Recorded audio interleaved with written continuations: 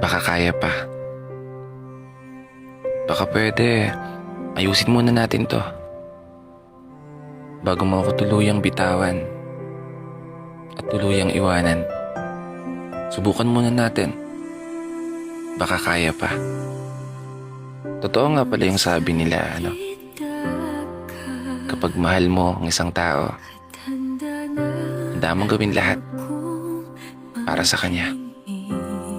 Kahit pa umaabot ka na sa punto na ikaw na lang ang lumalaban ng mag-isa. Magawa mo lang maisalba yung relasyon, yung mga pangarap, yung mga pangako niyong dalawa. Relasyon na gusto mo pang ilaban pero ayaw na niya. Oo, hindi mo mapipilit ang isang tao na manatili sa tabi mo. Tama nga naman. Pero paano mo papalayain ng isang taong ginawa mong mundo? Isang tao na nangako sa'yo. Isang tao na pinagkakatiwalaan mo ng gusto. Isang tao na nag-iwan ng napakaraming alaala na ngayon ay bangungot sa'yo. Mga alaala na kusang sumisilip at tahimik na umuukit sa aking mga mata. Kasabay ang pagguhit ng mga luwang hindi ko alam kung bakit. Marahil sa sakit na nararamdaman ko. Siguro dahil na rin sa lungkot na nararamdaman ko. Ikaw ba? Ano bang nararamdaman mo?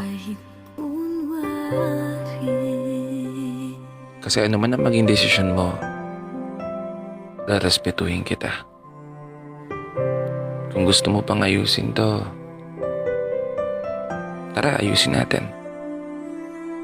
Pero kung talagang ayaw mo na, palalayain na kita.